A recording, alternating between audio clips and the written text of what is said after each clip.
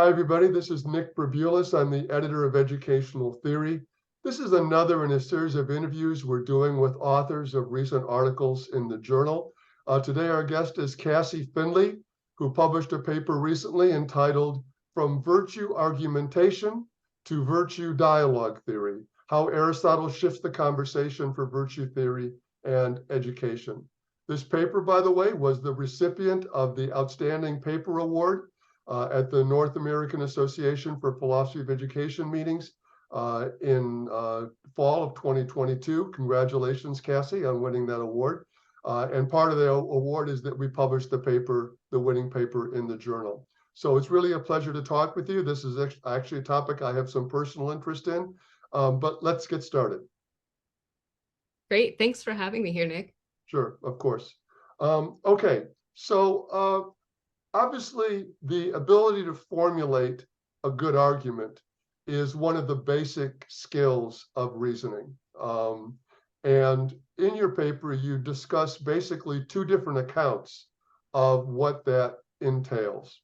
And so I'm going to sort of ask you some questions about the first position, why you reject that position or question that position, and then the alternative position that you want to propose instead. So both accounts draw from Aristotle. The starting point is what you call a virtue theory of argumentation. Can you summarize what that is and why you find it an inadequate position? Yeah, so virtue argumentation theories or virtue theories of argumentation, either way, have developed over the last 15 years or so as a sort of rejection or movement beyond traditional ideas of what makes an argument good or bad. So things like validity, soundness, cogency. And the reason that virtue theories have emerged is in large part because it seems like there are some pieces missing in those traditional kind of conditions, deductive and non-deductive standards for evaluating arguments, such that something like, the textbook examples of a good argument as Marie Curie and Albert Einstein are scientists, therefore Marie Curie is a scientist. There we have a sound argument, which is supposed to mean it's a good argument. And virtue argumentation theorists say, no, that's kind of ridiculous. Instead, we should think of arguments as an activity where we are evaluating how well the interlocutors or the arguers are engaging with one another. And by evaluating those interactions in terms of virtues, we better capture both the contexts in which you are not arguing well, yet it seems you're giving sound arguments, but you're maybe repeating yourself, or you're speaking at too high of a technical level of to be able to communicate with your interlocutor, something like that. And on the other hand, they hope that it'll bring together some work in virtue epistemology and in philosophy of education on critical thinking, that all of these pieces can kind of come together to better integrate and follow our intuitions about what good argumentation looks like.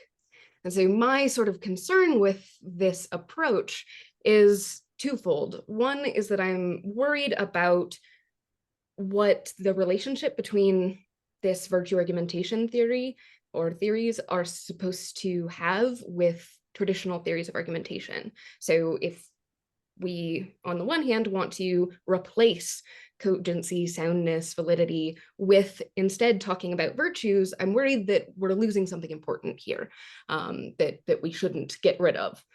The other piece is I'm just not sure at this point we're still talking about argumentation when we're talking about how people are interacting. It seems like the sense of argument in which we teach in logic class and the sense of argument that virtues get kind of take hold in are two different senses of argumentation.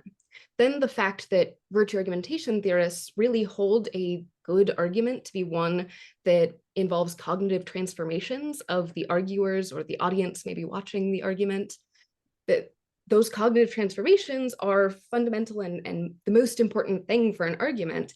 It seems that often comes apart from something like winning an argument, or from being persuasive, or from all sorts of other goals that we could think that argumentation itself would have. And so instead, I try to reframe their project in terms of a dialogue. That I think what they're doing is really they're giving a virtuous account of dialogues and dialogical interactions. So that's my sort of move overall in the paper. And I hope that it is successful, at least in some sense. Sure. Well, let's talk a little bit about this latter approach. Again, what you call virtue dialogue theory as opposed to virtue argumentation theory. I want to take you through some of the points you make about why this is a better approach. And let's just start with one element. You argue that it's a less adversarial conception. So let's start with there. Can you sort of run that argument for us? Yeah, so the adversariality objection in argumentation theory takes lots of different forms, but at least some of the forms of this adversariality concern is that at least by framing an argument or framing an interaction as an argument or talking about arguments in some way requires or leads to an adversarial negative reaction or interaction. It could be a psychologically negative, it could be emotionally, or it could just be a sort of tension that gets in the way of reasonable interaction. And so this concern of adversariality, I think by moving towards dialogue, we are stepping away from this explicit framing of argumentation that, I mean, as much as we talk in philosophy classes about arguments, not in the sense that you have a Thanksgiving dinner with your families, but arguments in this technical sense. If we can't step away from at least some connotations or associations with this adversarial negative understanding of argument, then we're in trouble trying to say that people who want to engage virtuously ought to be arguing, because that would be amount to basically saying that the virtuous person would be someone who's willing to engage in a negative, emotionally charged interaction. And that seems either counterintuitive or implausible for an account of how to have a virtuous interaction. And so I take it that dialogue doesn't have those same connotations. And this is, I think, why there's so much momentum in philosophy of education and in pedagogy and so many conversations about dialogue as a really important, valuable interaction that's kind of the flip side of the negativity that comes along with argumentation in a kind of traditional sense. Okay, that's great. So let me pull out a couple of threads in what you've just said. One is, it occurs to me that, we're talking philosophers speak, where an idea like an argument means something like a logically structured case in defense of a particular position. Obviously, colloquially, when we say we had an argument, we mean something more like we had a fight, or when you say we were arguing, the philosopher says, well, I'm arguing a particular position. But colloquially, we say when we're arguing, it means that we're yelling at each other and losing our temper. So there's a distinction there, obviously. A philosophical argument is, at least in principle, more cool-headed than an argument in the way in which we talk about it colloquially. But as part of your point here is that the arguments in the pure sort of logical sense still have an element of adversariality in them. And even if they're not an argument in the negative sense, they still have some undesirable elements or components in terms of the interaction. Yeah, so I'm not sure whether I want to fully advocate for this position to say that arguments in the philosophical sense are inescapably problematically adversarial. Okay.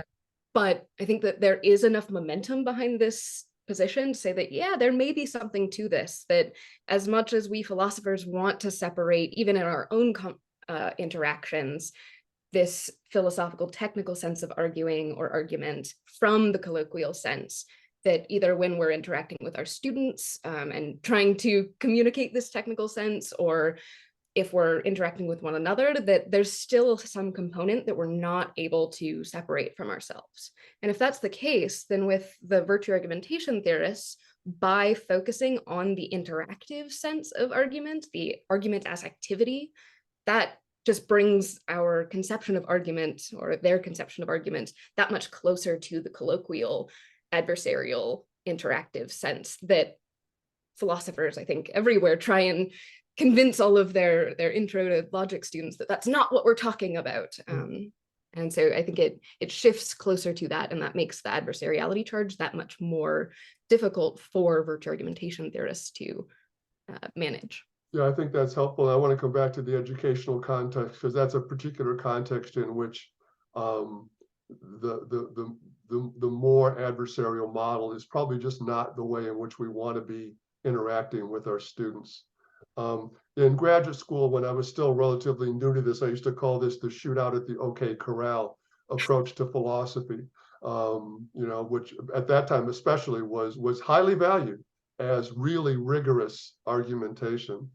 It also occurs to me that you also have an alternative theory here implicitly about what actually persuades people, what actually changes people's minds. Do you want to sort of pull out that thread and talk about that a little bit also?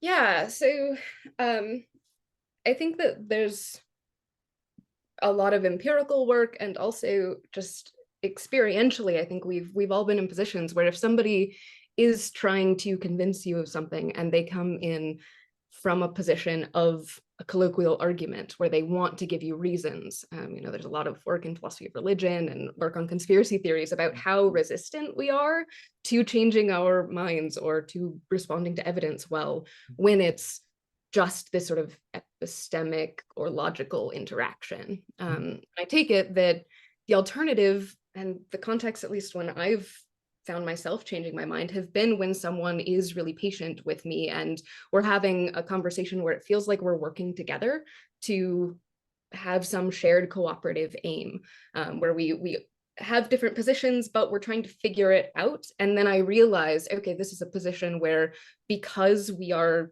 cooperating, because we are listening to each other, we're each acting humbly, hopefully, right? We're responding charitably to one another and really listening. All of these pieces that we might say are these intellectual virtues, some maybe moral virtues as well. That these sorts of interactions allow for the kind of space for someone to change their mind, or for them to reason through something in a more robust way, that it doesn't potentially trigger any of the emotional or reactive adversarial bits that come up. And it also doesn't kind of take you in a direction where you feel like you have to be on the defense, right? And where it's a game of pro and con, it's something collaborative. Yeah, that's helpful. So let's bring that sort of full circle now to the issue of education. Clearly, you talk about this in the paper. Since Socrates or Paulo Freire or many other theorists, dialogue has often had a sort of privileged position in the context of pedagogy as a preferred or desirable or even ideal mode of pedagogical interaction. What are some of the implications of your virtue dialogue theory for thinking about dialogue in the context of pedagogy? Yeah, good. So I think that there are kind of two major takeaways, one general and one that I think is a sort of metaphilosophical pedagogical takeaway. One general takeaway is that I think that this concept, and I know that this idea is not my own, so thank you for this idea here, but that dialogue, just because you're engaging in a dialogue, doesn't necessarily mean that you're engaging well, right? That often we have this idea that any sort of conversation or any dialogue is therefore good, and there aren't really explicit ways or norms for seeing how someone ought to engage in a dialogue. And I think that that's one of the virtues of virtue dialogue theory, is that because there's all of this work in virtue ethics, in virtue epistemology, in civic virtues, other regarding epistemic virtues, things like that, that there's so many virtues that are specifically being worked on and looked at in all areas of philosophy, basically. We can use those as norms or metrics for thinking about how we ought to engage in a dialogue. And we can consider, okay, a dialogue could go wrong. It could be a vicious dialogue because someone is being intellectually arrogant, or because someone is being uncharitable, rather. and that we can use the language of virtues and kind of the concepts of virtues to orient us towards not just having a dialogue, but having a good dialogue and really looking at all of the complexities and facets of that. Yeah. And the sort of metaphilosophical takeaway, I think, is that by framing things in these sorts of interactions in terms of virtuous dialogue rather than argumentation or virtuous argumentation, you know, I've done this actually now with my philosophy classes, where I talk about philosophy not as about analyzing arguments, but as virtuous dialogues. And I mean, relatively small sample size so far, but I've had really fantastic results with how cooperative students are. You know, this is pulling from some of the work in teaching for intellectual virtues, that they feel like it's a more cooperative endeavor, and we don't get the sort of shoot out at the OK Corral situations, because it's already framed in a context that is supposed to be cooperative, and it's giving then the kind of tools to think about, like, yeah, we need to make sure we understand one another, that we're listening to one another, that we're, you know, humble in our contributions, those sorts of pieces. And I think it really helps students in this sort of philosophical sense to engage better in doing philosophy. That's wonderful. Cassie, thank you so much for talking with me. There's a lot more in the paper that we haven't had a chance to talk about. And there's a link to the paper here with the video. Thank you for your time, and thanks for talking with me. A really, really interesting conversation. Thanks so much, Nick. Always a pleasure.